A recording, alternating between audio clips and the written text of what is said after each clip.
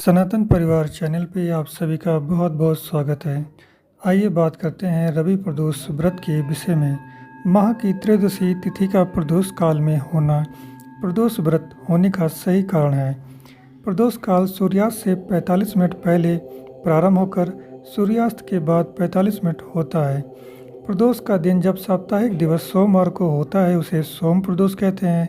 मंगलवार होने के कारण प्रदोष को भौम प्रदोष तथा शनिवार के दिन प्रदोष को शनि प्रदोष कहते हैं। वैसे तो त्रयोदशी तिथि ही भगवान शिव की पूजा के लिए सर्वश्रेष्ठ है, परंतु प्रदोष के समय शिव जी की पूजा करना और भी लाभदायक है। यहाँ ध्यान देने योग्य बातें ये हैं कि प्रदोष व्रत एक ही देश के दो अलग अलग शहरों के लिए अलग अलग हो सकते हैं। चूँकि प्रदोष व्रत सूर्यास्त के समय त्रयोदशी के प्रबल होने पर निर्भर करता है तथा दो शहरों का सूर्यास्त का समय अलग अलग हो सकता है। इस प्रकार उन दोनों शहरों के प्रदोष व्रत का समय भी अलग अलग हो सकता है। सूर्यास्त होने का समय सभी शहरों के लिए अलग अलग होता है, अतः प्रदोष व्रत करने से पूर्व अपने शहर का सूर्यास्त समय अवश्य जांच ले, चाहे वो शहर एक ही देश में क्यों न हो। प्रदोष व्रत चंद्रमास की शुक्ल एवं कृष्ण पक्ष की दोनों त्रयोदशी के दिन किया जाता है। इसका प्रारंभ त्रयोदशी के दिन। इसका मुख्य कारण भगवान शिव का यह पसंदीदा व्रत है।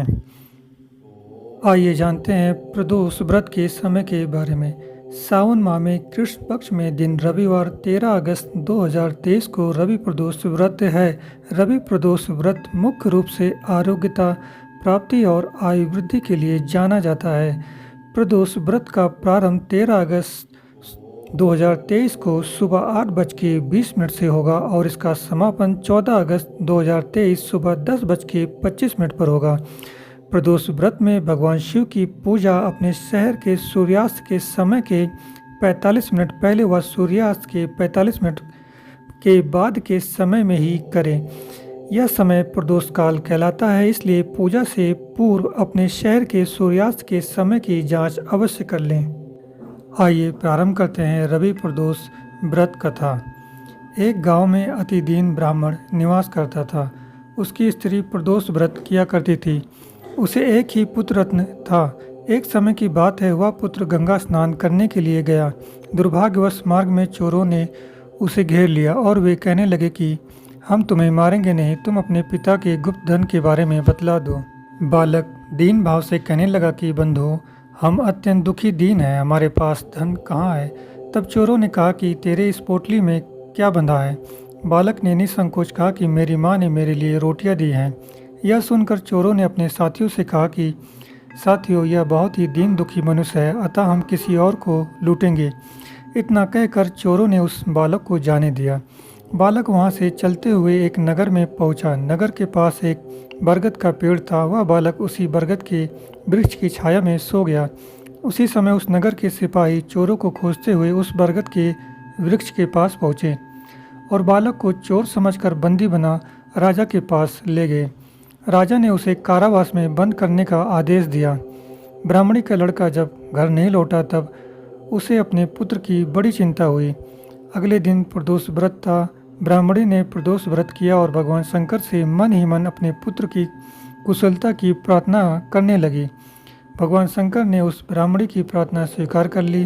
उसी रात भगवान शंकर ने उस राजा को स्वप्न में आदेश दिया कि वह बालक चोर नहीं है, उसे प्रातःकाल छोड़ दे, अन्यथा तुम्हारा सारा राज वैभव नष्ट हो जाएगा।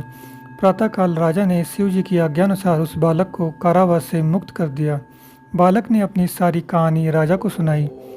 सारा वृत्तांत सुनकर राजा ने अपने सिपाहियों को उस बालक के घर भेजा और उसके माता पिता को राज दरबार में बुलाकर उसके माता पिता बहुत ही भयभीत थे।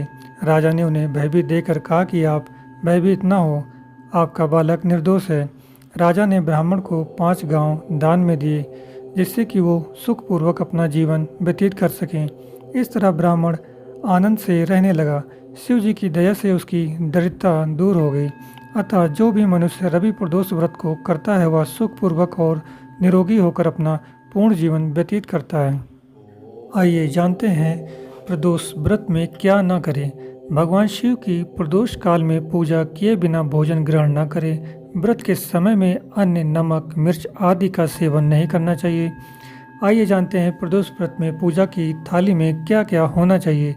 पूजा की थाली में अबीर, गुलाल, चंदन, काले तिल, फूल, धतूरा, बिल्व पत्र, शमी पत्र, जनेऊ, कलावा, दीपक, कपूर, अगरबत्ती एवं फल के साथ पूजा करें। प्रदोष व्रत की विधि। प्रदोष व्रत करने के लिए मनुष्य को त्रयोदशी के दिन प्रातः सूर्योदय से पूर्व उठना चाहिए। नित्य कर्मों से निर्वृत्त होकर भगवान शिव का स्मरण करना चाहिए। इस व्रत में आहार नहीं लिया जाता।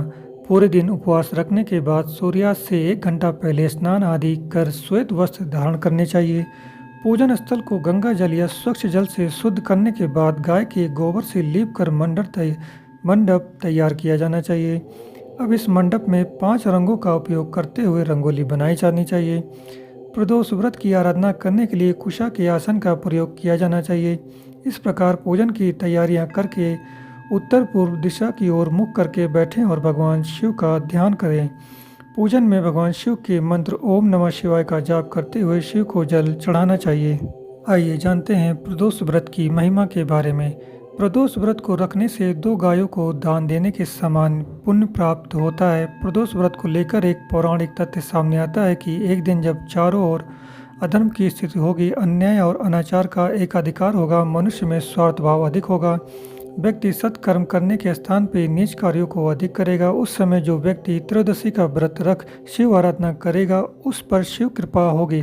इस व्रत को रखने वाला व्यक्ति जन्म जन्मांतर के फेरों से निकलकर मोक्ष मार्ग पर आगे बढ़ता है, उसे उत्तम लोक की प्राप्ति होती है। प्रदोष व्रत सप्ताह के दिनों के हिसाब से भी अत्यधिक महत्व रखता है।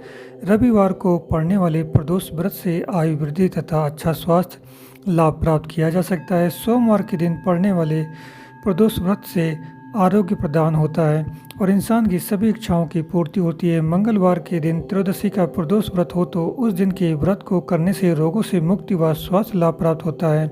बुधवार के दिन प्रदोष व्रत हो तो उपासक की सभी कामनाओं की पूर्ति होती है। गुरुवार के दिन प्रदोष व्रत पड़े तो इस दिन के व्रत के फल से शत्रुओं का विनाश होता है। शुक्रवार के दिन होने वाला प्रदोष व्रत सौभाग्य और दाम्पत्य जीवन की सुख शांति के लिए किया जाता है।